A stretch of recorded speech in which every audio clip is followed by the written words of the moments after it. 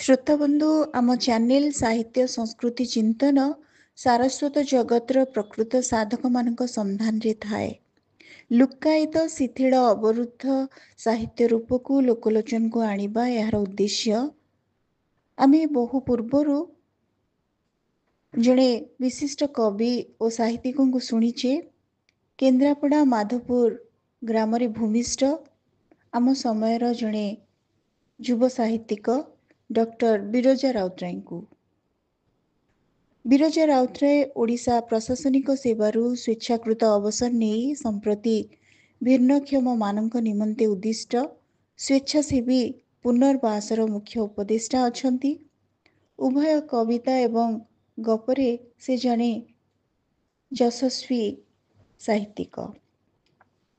ଆଜି ତାଙ୍କର ଏକ ଚମତ୍କାର କବିତା ଚୁନା ଫୁଲ ତାରା ଫୁଲ ଶୁଣିବା ଏବଂ ତାପରେ ତାଙ୍କର ଏକ ସୁନ୍ଦର କାହାଣୀ କ୍ଷୁଦ୍ର ଗଳ୍ପ ଆପଣମାନଙ୍କ ଉଦ୍ଦେଶ୍ୟରେ ମୁଁ ଉପସ୍ଥାପନ କରିବି। କବିତାର ଶୀର୍ଷକ ଚୁନା ଫୁଲ ତାରା ଫୁଲ, କବି ବିରଜା ରାଉତରାୟ। ସବୁ ଆଖି ମିଟିକା ମାରୁଥିବା ଟୁପ୍ ଟୁପ୍ କଥା କୁହା ତାରାମାନେ ଚୁନା ଚୁନା ଫୁଲ ପରି ନିବିଡ଼ ରାତିର ଖୋସଣିରୁ ବିଞ୍ଚି ପକାନ୍ତି କୁଣ୍ଡା ଝଡ଼ା ସ୍ୱପ୍ନ ଯେତେ କାକଳି ରଙ୍ଗର।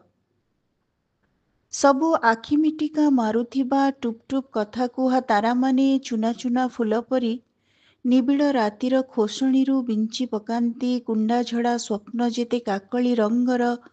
ସେମାନଙ୍କ ମତ୍ତ ଗଜ ନିଶୁଣିରେ ଚଢ଼ି ତାରା ଫୁଲକୁ ଛୁଇଁବାର ପୁଣି ଆଉ ଯେତେ ଖେଳି ବୁଲୁଥିବା ଅକ୍ଷତ ସ୍ୱପ୍ନ ସବୁଙ୍କ ତରଙ୍ଗାୟିତ ଚିବୁକରେ ହାତ ମାରି ଅନାହତ ଉଚ୍ଚାଟ ଭୋକକୁ ମେଣ୍ଟି ଦେବାକୁ ଉସ୍କାନ୍ତି ନିର୍ଲଜ ଦେହଜୀବୀ ପରି।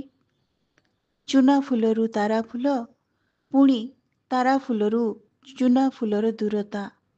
ଚୁନା ଫୁଲରୁ ତାରା ଫୁଲ, ପୁଣି ତାରା ଫୁଲରୁ ଚୁନା ଫୁଲର ଦୂରତା ଆଉ ଦୀର୍ଘତମ ମହାନଦୀ ପୋଲ ପରି ଧୈର୍ଯ୍ୟର ପରୀକ୍ଷା ନିଏନି। କୁଣ୍ଡେ ମୋଟରେ ସୁଦ୍ଧା କଳି ହୋଇଯାଏ ଦୈର୍ଘ୍ୟ ପ୍ରସ୍ତ ବହଳ ନଭର ନୀଳିମା। ମାଟି କାନ୍ଥରେ ମାଣଚି ତାର ନିବିଡ଼ ଶୁଭ୍ର ଆବେଶ ପରି, ମାଟି କାନ୍ଥରେ ମାଣଚି ତାର ନିବିଡ଼ ଶୁଭ୍ର ଆବେଶ ପରି ଯେମିତି ଏକ ଚିତ୍ରିତ ସଘନ ଛାଇ ଆବୁରି ସାରିଛି ମୋର ଆତ୍ମାର କାନ୍ଥ ବାଡ଼। ଭିଜାଇ ଭେଦାଇ ବୋଳି ରହସ୍ୟ ରସର ଏକ ଅବ୍ୟକ୍ତ ପ୍ରଲେପ ମାଟିକୁ ଚାହିଁଲେ ଦିଶୁଛି। ମାଟିକୁ ଚାହିଁଲେ ଦିଶୁଛି ଢଳ ଢଳ ଚନ୍ଦ୍ରମାର ପ୍ରତିବିମ୍ବ। ଗଛର ପତ୍ରରେ ଉଦୟର ଇନ୍ଦ୍ରଧନୁ ପର୍ବ ଝାଲେରି ପରି ଇତସ୍ତତ ଉଡ଼ି ବୁଲୁଥିବା ପବନ ଦେହରେ ଦିଶୁଛି କେଉଁ ଏକ ଯାଯାବର ଗାଇଆଳ ଟୋକାର ମନ ମତାଣିଆ ସଙ୍ଗୀତର ଢେଉ। ଆଉ ତାର ଚୂଡ଼ାରେ ଚୂଡ଼ାରେ ନାଚି ନାଚି ଭାସି ବୁଲୁଥିବା ଅବିମିଶ୍ର ଉନ୍ମୁକ୍ତ ବରାଭୟ ହସ କାନ୍ଦ ପୃଥିବୀର ରାଗ।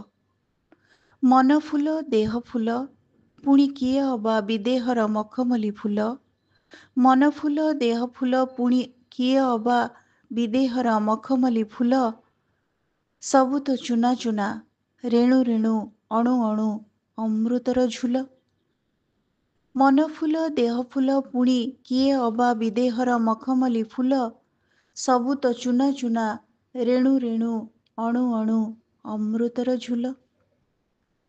ଶ୍ରୋତାବନ୍ଧୁ, ଆମେ ଶୁଣୁଥିଲେ କବି ଡକ୍ଟର ବିରଜା ରାଉତରାୟଙ୍କୁ। ଏବେ ଆମେ ଶୁଣିବା ତାଙ୍କର ଏକ ହୃଦୟସ୍ପର୍ଶୀ କାହାଣୀ କ୍ଷୁଦ୍ର ଗଳ୍ପ, ଯାହାର ଶୀର୍ଷକ ହେଉଛି ଦ୍ୱିତୀୟା, ଯାହାକି ସମ୍ଭ୍ରାନ୍ତ ପତ୍ରିକା ଝଙ୍କାରର ମାର୍ଚ୍ଚ ମାସ ସଂଖ୍ୟା 2025ରେ ପ୍ରକାଶିତ ହୋଇଥିଲା। ଆମେ ଶୁଣୁଛେ ଆମ ସମୟର ଜଣେ ବିଶିଷ୍ଟ ଗାଳ୍ପିକଙ୍କୁ, ଯାହାଙ୍କ ଗଳ୍ପର ଶୀର୍ଷକ ହେଉଛି ଦ୍ୱିତୀୟା। ଗାଳ୍ପିକ ବିରଜା ରାଉତରାୟ। ଯେତେବେଳେ ସ୍ୱପ୍ନ ସବୁ ଆଖିମିଟିକା ମାରିବା ଆରମ୍ଭ କରନ୍ତି, ଜହ୍ନର ମୁହଁଟା ଆହୁରି ବେଶୀ ବେଶୀ ତୋଫା ଦିଶେ ଆଖିକୁ। ଆଜି ସେମିତି ରାତି ଆକାଶରେ ବାରି ହୋଇ ପଡ଼ୁଥିଲା ଗୋଲ ନିଟୋଳ ଜହ୍ନ, ଯେମିତି ଆଜି କେବଳ ତାରି ପାଇଁ ହିଁ ଆକାଶରେ ଉଇଁଥିଲା। ସେଇ ଜହ୍ନ ପୁଣି ସୁନା ରଙ୍ଗ ଲେପି ଦେବା ପରି ଜଳୁଥିଲା ଦାଉ ଦାଉ ହୋଇ। ଏମିତି କ'ଣ କୁଆଁ ମେଲିଦେଲା ଯେ ତା ଆଖି? ମିଟିମିଟିକା ଇଚ୍ଛାରେ କ'ଣ ଏପରି ଜରିଧଡ଼ିର ରଙ୍ଗ ଲାଗିଗଲା ଯେ ତାହା ସ୍ୱପ୍ନ ସୁନ୍ଦରୀ ବେଶରେ ଉଭା ହୋଇଗଲା ନୟନତାରାର ଆଖିର ଅଗଣାରେ? ଠିକ୍ ବେଳ ବୁଡ଼ି ଆସିଲା ବେଳକୁ ପ୍ରଥମେ କର୍ପୋରେଟର, ତା ପଛକୁ ମହାନଗର ନିଗମର ମେୟର ପହଞ୍ଚି ଯାଇଥିଲେ ତା ଫଟା ଟିଣ ଛାତ ଘରର ଦୁଆର ମୁହଁରେ। ସେତେବେଳକୁ ସେ ଲୁଗା ପାଲଟି ବାରଣ୍ଡା ପିଣ୍ଡାରେ ବସି ସନ୍ଧ୍ୟା ଦେବାକୁ ଜଙ୍ଘରେ ବଳିତା ବଳୁଥାଏ। ଏତେ ଗୁଡ଼ାଏ ଲୋକ ପାଖର ଥାଟ ନେଇ ବଡ଼ ବଡ଼ ନେତାଙ୍କୁ ତା ଘର ଦୁଆରେ ଠିଆ ହେବା ଦେଖି ଅଧା ହୋସ ଉଡ଼ି ଯାଇଥିଲା ଯେପରି ନୟନତାରାର। ସହସା ପିଣ୍ଡାରୁ ଓହ୍ଲାଇ ଅଧା ମୁଣ୍ଡ ଭାଙ୍ଗି ନମସ୍କାର କରୁ କରୁ ସେପଟୁ ଦୃପ୍ତ ସ୍ୱରରେ ଭରପୁର ଆଶ୍ୱାସନାର ରେକର୍ଡ ବାଜିବା ଆରମ୍ଭ ହୋଇଗଲା। ପ୍ରଥମେ କର୍ପୋରେଟର ଶିବୁ ମହାନ୍ତି ବଡ଼ ପାଟିରେ ଶୁଣାଇ କହିଲା, ଦେଖିଲୁ ତ ନୟନତାରା, ମୁଁ କହିଥିଲି ମୋ ବେଳରେ ହିଁ ପକ୍କା ଘରଟିଏ କରାଇଦେବି। ତତେ କଥା ଦେଇଥିଲି ନା ନାହିଁ? ଦେଖ, ଆଜି ଖୋଦ୍ ତୋ ଦୁଃଖ କଥା ବୁଝିବାକୁ ମହାନଗର ନିଗମର ମେୟରଙ୍କୁ ସାଙ୍ଗରେ ଧରି ଆସିଛି। ଜାଣ, ଏଥର ତୋ ଦୁଃଖ ଗଲା। କର୍ପୋରେଟରଙ୍କ ଏହି ଦୃଢ଼ ପ୍ରତିଶ୍ରୁତିକୁ ନିଜ ସମ୍ମତିର ବଳ ଦେବା ପରି ମୁଣ୍ଡ ହଲାଇ ଓଠରେ ହସର ଧାରେ ଚହଲା ଗାର ଖେଳାଇ ଛିଡ଼ା ହୋଇଥିଲେ ମେୟର। ସେମାନଙ୍କ ମୁହଁର ଏହି ଅଭୟଦାୟୀ କଥା ଓ ଚାହାଣୀ ନୟନତାରା ପାଇଁ ଥିଲା ଯେପରି ଦୁଇ ବଢ଼ନ୍ତା ପାପୁଲି ମଝିରେ ଚାନ୍ଦ ଖସିଯିବା ପରି ଘଟଣା। ଯେତେବେଳେ ତା ଦୁଆର ମୁହଁରେ ଖୋଦ୍ ନେତା ପହଞ୍ଚି ଘୋଷଣା କରୁଛନ୍ତି, ପରତେ ଯିବନି ବା କାହିଁକି? ଆଗରୁ ଗଲା 4 ବର୍ଷ ଧରି ଅନେକ ଥର ଧାଇଁଛି ଏଇ କର୍ପୋରେଟର ବାବୁଙ୍କ ଘରକୁ। କେତେ ନେହୁରା ନିମନ୍ତ ହୋଇଛି ତାର ଇୟତ୍ତା ନାହିଁ। ଯେତେ ଥର ଯାଇଛି ସବୁଥର ବେଳ ଗଡ଼ାଇବା ପରି ଆଶ୍ୱାସନା ଦେଇ କହନ୍ତି, ତୋ ନାଁରେ ତ ଘରର କାଗଜପତ୍ର କିଛି ନାହିଁ, ଟିକେ ଥୟ ଧରି ରହିଯା। ତୋ ଭଳି କିଛି ନିଆରା କେସ୍ର ବିଚାର ଖୁବ୍ ଶୀଘ୍ର ସରକାର ଉପରୁ କରିବେ। ତାହା ହୋଇଗଲେ ଅଗିଲା ଛେକରେ ସେହି ତାଲିକାରେ ତୋ ନାଁ ରହିଥିବ। ଶିବୁ ମହାନ୍ତିର ସେଇ ଦୋହରା କଥାଟା ଆଉଥରେ ଚେଇଁ ଉଠିଲା ତା ମନ ଭିତରେ। ଭାବିଲା ବୋଧେ ତା ଭାଗର ଚିଠା ଆସିଯାଇଛି। ସରକାର ମହାପ୍ରୁ ଶୁଣିଛନ୍ତି ତାପରି ନିରାଶ୍ରୟମାନଙ୍କ ହାରି ଗୁହାରି, ଆଉ ସେଇଆକୁ ଘୋଷଣା କରିବାକୁ କର୍ପୋରେଟର ବାବୁଙ୍କ ସହ ମେୟର ସ୍ୱୟଂ ତା କୁଡ଼ିଆ ଆଗରେ ପଦାର୍ପଣ କରିଛନ୍ତି। ଏକ ଇପ୍ସିତ ମହାର୍ଘ ସମ୍ବାଦ ପ୍ରାପ୍ତିର ପୁଲକରେ ତା ଦୁଇ ଆଖି ତୋବା ତୋବା ହୋଇ ଉଠୁଥାଏ। ଏଇ ଭଙ୍ଗା ଘରଟାକୁ ଧରି ତା ନିଉଛୁଣା ଜୀବନର ଅଙ୍ଗେ ନିଭା ଅକୁହା ସଂଘର୍ଷର କାହାଣୀ କେବଳ ସେ ନିଜେ ହିଁ ଜାଣେ। ବାକି ଯେଉଁମାନେ ଜାଣନ୍ତି ତାହା କେବଳ ବାହାରୁ ଆହା ଚୁ ଚୁ ହେବା ପରି କଥା, ଉପରେ ଉପରେ ଖାଲି ବହିର ମଲାଟ ଦେଖିଥିବା ପରି କଥା। ଭିତରେ ଯେଉଁ ପୃଷ୍ଠା ପରେ ପୃଷ୍ଠାର କୋହ ଓ ଦୀର୍ଘଶ୍ୱାସର କାହାଣୀ ଛପି ରହିଛି ତାକୁ ଅବା କେଇ ଜଣ ପଢ଼ିଛନ୍ତି? ବେଳେବେଳେ ଭାବେ ସେ ଯଦି ବିଷ୍ଣୁପଦର ହାତ ଧରି ନଥାନ୍ତା ତାହେଲେ ହୁଏତ ତା ଭାଗ୍ୟରେ ଆଉ କିଛି ଲେଖା ହୋଇଥାନ୍ତା। ଆଜି ତାକୁ କଲିକତା ମହାନଗର ଛାଡ଼ି କଟକ ସହରର ପଟା ପୋଲର ଅଣଓସାରିଆ ଗଳି ଭିତରେ ଆଶ୍ରା ଖୋଜିବାକୁ ପଡ଼ିନଥାନ୍ତା। ଅଧା ଫଟା ଜୋଟା ଟିଣ ଚାଦର ଉପରେ ପଲିଥିନ୍ ଢାଙ୍କି ଏପରି ଅସହାୟ ଅବସ୍ଥାରେ ମୁଣ୍ଡ ଗୁଞ୍ଜି ରହିବାକୁ ହୋଇନଥାନ୍ତା। ହେଲେ ସେତେବେଳେ ତାର ଏଇ ଅଥୟ ମନଟା ଉପରେ କୋଉ ନିୟନ୍ତ୍ରଣ ଥିଲା ଯେ ଆକଟ କରିପାରିଥାନ୍ତା ନିଜକୁ? କିଛି ଦୂର ଚାଲି ଆସିବା ପରେ ଛକରୁ ମୁହଁ ବୁଲେଇ ଫେରି ଚାହିଁବା ପରି ଆଖି ଛୁଇଁ ପାରୁଥିବା ଅତୀତର ଚିତ୍ର ସବୁର ତିକ୍ତ ମଧୁର ସ୍ମୃତି ଚେଇଁ ଉଠୁଥାଏ ନୟନତାରାର ଦୃଷ୍ଟିପଟଳରେ। କଲିକତା ବଡ଼ ବଜାରର ଗୋଟିଏ ଡ୍ୟାନ୍ସ ବାର୍ରେ କାମ କରୁଥିଲା ସେ। ପୂର୍ବ 2-3ଟି ବାର୍ ବଦଳାଇବା ପରେ ଏଇ ଠିକଣାରେ ତାର 7 ବର୍ଷ ପୁରୁଣା ହୋଇ ଆସୁଥାଏ। ବୟସରେ ବି ସମୟର କଳଙ୍କି ଧରି ଆସୁଥାଏ। ସେ ସେତିକି ବର୍ଷର ବନ୍ଧୁତା ଜମି ଯାଇଥିଲା ବିଷ୍ଣୁପଦ ସହିତ। ଦୁହେଁ ଥିଲେ ଗୋଟିଏ ବାର୍ର କର୍ମଚାରୀ। ବିଷ୍ଣୁପଦର କାମ ଥିଲା ପେଗ୍ ପ୍ରସ୍ତୁତ କରି ଗ୍ରାହକମାନଙ୍କୁ ପରସି ଦେବା, ଆଉ ସିଏ ଗ୍ରାହକଙ୍କ ଫରମାଇଶ ଗୀତର ତାଳେ ତାଳେ ନୃତ୍ୟ ପରିବେଷଣ କରି ଆସୁଥିଲା। ବିଷ୍ଣୁପଦ କଟକରୁ ଆସି କେବେଠୁ ଏଇ ମହାନଗରରେ ଦାନା ପାଣି ପାଇଁ ପଡ଼ି ରହିଛି କିମ୍ବା ତା ପୃଷ୍ଠପଟରେ ତାର କାହାଣୀ ରହିଛି କେବେ ଜାଣିବାକୁ ଚାହିଁ ନଥିଲା। ବାର ଗାର୍ଲର ଭାଗ୍ୟରେ ସବୁ ରାତି ମିଛିମିଛିକା ପ୍ରେମର ଅଜସ୍ର ଦଂଶନରେ ଭରି ହୋଇଯାଏ। ସବୁଜ ପତ୍ର ଉପରେ ମୋତି ପରି ଝଟକୁଥିବା କାକରର ସ୍ୱପ୍ନକୁ ଯେପରି ଖରାର ତେଜ ଶୋଷି ନିଏ, ସେହିପରି ତା ପାଇଁ ସବୁ ରାତି ଥିଲା କେଇ ମୁହୂର୍ତ୍ତ ମାତ୍ରର ଝିଲମିଲ ରାତି। ଉତ୍ତେଜନା ଭରା ମତୁଆଲା ଗୀତ ସହ ଅଙ୍ଗ ପ୍ରଦର୍ଶନ କରି ଗ୍ରାହକମାନଙ୍କୁ କ୍ଷଣିକ ଉନ୍ମାଦିତ କରି ମନୋରଞ୍ଜନ ଦେବା ଥିଲା ତାର କାମ। କେବେ କେବେ ନିଶାଗ୍ରସ୍ତ ଗ୍ରାହକ ସୀମାର ଗାର ଲଙ୍ଘିବାକୁ ସୁଦ୍ଧା ପଛାଏ ନାହିଁ। ସେତିକିବେଳେ ଏଇ ବିଷ୍ଣୁପଦ ହିଁ ଢାଲ ପରି ଆସି ସୁରକ୍ଷା ଦିଏ, କୌଶଳ କରି ଭାଙ୍ଗିଦିଏ ସେହି ଲୋଲୁପଗ୍ରସ୍ତ ଗ୍ରାହକର ଧ୍ୟାନକୁ। ଏହିପରି ଅଜାଣତରେ କେତେବେଳେ ବିଷ୍ଣୁପଦ ତା ମନ ରାଇଜରେ ଅପତ୍ୟ ଆସନ ଦଖଲ କରି ନେଇଥିଲା। ବାଲ୍ ଗାର୍ଲର ଜୀବନରେ ପୁଣି ପ୍ରେମ? କେବେ କେବେ ନିଜ ଭିତରର ସେହି ଦୁର୍ବଳତାକୁ ପ୍ରଶ୍ନ କରେ ନୟନତାରା। ଘରର ଦୁଇ ଦୁରାରୋଗ୍ୟ ପୀଡ଼ିତ ପିତାମାତାଙ୍କ ଭରଣ ପୋଷଣର ବୋଝ ସମ୍ଭାଳିବା ପାଇଁ ସୁଦୂର ବାଙ୍କୁରାରୁ କେବେଠୁ ଚାଲି ଆସି ଆଶ୍ରା ନେଇଛି ଏହି ମହାନଗରୀରେ। କୁଳୀନ ବ୍ରାହ୍ମଣ ପରିବାରରେ ଜନ୍ମ ନୟନତାରା ଚାଟାର୍ଜୀରୁ ତାର ପରିଚୟ ଏବେ ଖାଲି ନୟନତାରା। ବୟସ ସମୟ ସିଡ଼ିର ବାଡ଼ା ଉପରେ ପାଦ ରଖି ଚଢ଼ିବା ପରି ଆଗକୁ ବଢ଼ୁଥାଏ। ଘର ଛାଡ଼ିବା ବେଳର 16 ବର୍ଷ ବୟସରୁ ଦେଖୁ ଦେଖୁ 30ର ଗାର ଡେଇଁ ସାରିଥିଲା। ହେଲେ ଯାହା ହେଲେ ଝିଅ ତ। ମନର ପୁରୁଷ ପାଇଁ ସ୍ୱପ୍ନ କଅଁଳିବାରେ ତାର ଅପରାଧ କ'ଣ? ଦୁହିଁଙ୍କ ସମ୍ପର୍କ ବର୍ଷା ଋତୁର ନଈ ପରି ଫୁଲି ଚାଲିଥିବା ବେଳେ ସେଥିରେ ଶକ୍ତ ଧକ୍କା ପରି ବଡ଼ ଘାଇଟିଏ ସୃଷ୍ଟି ହୋଇଗଲା। ପୂର୍ବ ପରି ବାର୍ର ଗହଳି ଓ କାରବାର ଠିକ୍ ଚାଲୁ ନଥାଏ। ତାର ଉତ୍ତୀର୍ଣ୍ଣ ଯୌବନ ଗ୍ରାହକକୁ ଆକର୍ଷିବା ପାଇଁ ସବୁ ମାଦକତା ହରାଇଥିବାରୁ ବାର୍ର ମାଲିକ ଦିନେ କାମ ଛାଡ଼ିଦେବା ପାଇଁ ଚରମ ବାଣୀ ଶୁଣାଇ ଦେଲା। ସେଇ ରାତି ହିଁ ଥିଲା ତାର ମହାନଗରୀର ଶେଷ ରାତି, ବିଷ୍ଣୁପଦର ବି। ରେଳ ଷ୍ଟେସନରୁ ଖୋଲା ରିକ୍ସାରେ ଉଠି ବିଷ୍ଣୁପଦ ସହ କଟକ ଗଳି ରାସ୍ତାର ରହସ୍ୟ ଭେଦି ଅଗ୍ରସର ହେଲା ବେଳକୁ ଭୋର ଆକାଶର ଜହ୍ନଟା ତଥାପି ଦାଉ ଦାଉ ଲାଗୁଥାଏ ନୟନତାରାକୁ।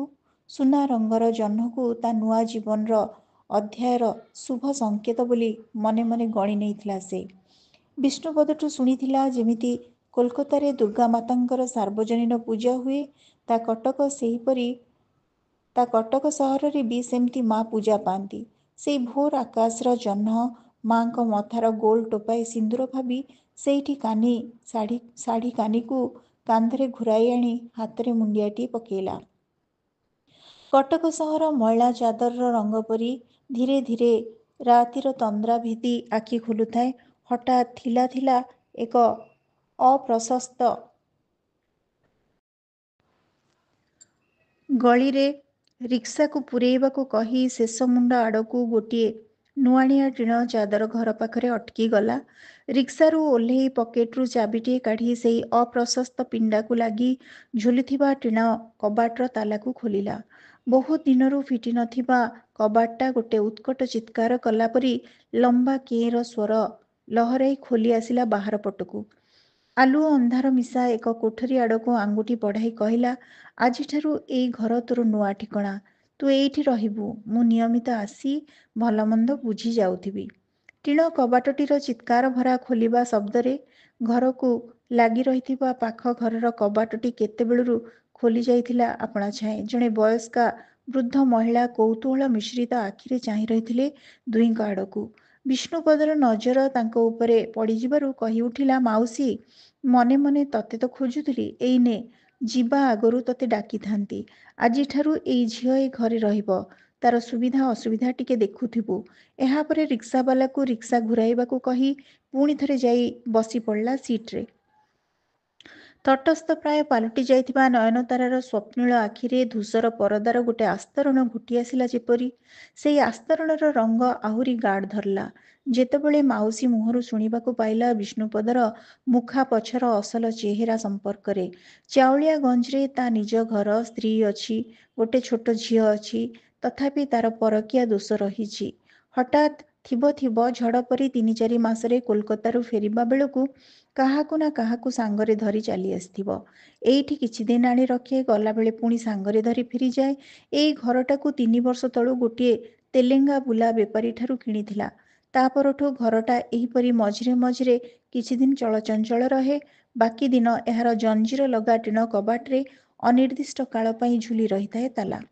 ନୟନତାରାକୁ ଲାଗୁଥାଏ ସେ ଯେଉଁ ତାରାଖଚିତ ମନୋରମ ରାତିର ସ୍ୱପ୍ନ ଦେଖି ଆସୁଥିଲା, ତାର ଏଇ ନୂଆ ଜୀବନର ଏରୁଣ୍ଡି ସେପଟେ ସେଇଟା ଥିଲା ମିଛ। ଏବେ ସେଠି ଦେଖାଯାଉଥିଲା ଗୋଟେ କିଟମିଟ ଅମା ଅନ୍ଧକାରର ରାତି। ଭାବିଥିଲା ସେପରି ଏକ ଉତ୍ସବମୟ ପରିବେଶରେ ତାର ସ୍ୱପ୍ନର ମଣିଷ ସହ ବିବାହ ବନ୍ଧନରେ ସୌଭାଗ୍ୟ ନହେଲା ନାହିଁ, ସାଙ୍ଗରେ ଚାଲିବା ପାଇଁ ଜଣେ କିଏ ନିଜର ବିଶ୍ୱସ୍ତ ଅନ୍ତରଙ୍ଗ ହାତ ତା ଆଡ଼କୁ ବଢ଼େଇ ତ ଦେଇଛି। ସେତିକି ତା ଅବଶିଷ୍ଟ ଆୟୁଷ ପାଇଁ ଯଥେଷ୍ଟ। ହେଲେ ଯେଉଁ ଲୋକଟା ଉପରେ ଶତକଡ଼ା 100ରୁ ଅଧିକ ଭରସି ଯାଇଥିଲା, ସେ ମଧ୍ୟ ଅନ୍ୟ ଲୋଲୁପୀ ମଣିଷଙ୍କ ପରି ଗୋଟେ ମାଂସ କୀଟ ଛଡ଼ା ଆଉ କିଛି ନଥିଲା। ତାର ଅସହାୟତା ଓ ଦୁର୍ବଳତା ବିନିମୟରେ ଛଳନାର ସମ୍ପର୍କ ସୌଦା କରି ବସିଲା। ଆହା ଧିକ୍! କାହିଁ ତା ଭରସାରେ ସବୁକିଛିକୁ ପଛ କରି ଧାଇଁ ଆସିଥିଲି ଏତେ ବାଟ? ଏହିପରି ଆହତ ପ୍ରଶ୍ନ ସବୁ ନାଲି ଆଖି ଦେଖାଇ ତାକୁ ବ୍ୟତିବ୍ୟସ୍ତ କରି ପକାଉଥିଲେ। ପର ମୁହୂର୍ତ୍ତରେ ସେଇ ପ୍ରଶ୍ନର ପାହାଡ଼ ଗଦାରୁ ସେ ବି ନିଜେ ଖୋଜି ପାଉଥିଲା ଧାପେ ସାନ୍ତ୍ୱନାର ଉତ୍ତର। ଏଇ ଉତ୍ତୀର୍ଣ୍ଣ ଯୌବନର ବୟସରେ ଆଉ କ'ଣ ବା ନୂଆ ବାଟ ବାଛି ପାରିଥାନ୍ତା? 15 ବର୍ଷରୁ ଅଧିକ କାଳ ଗୀତର ତାଳେ ତାଳେ ନାଚିବା ଛଡ଼ା ତାକୁ ବା କ'ଣ ଅଧିକ କଳା ଜଣାଥିଲା?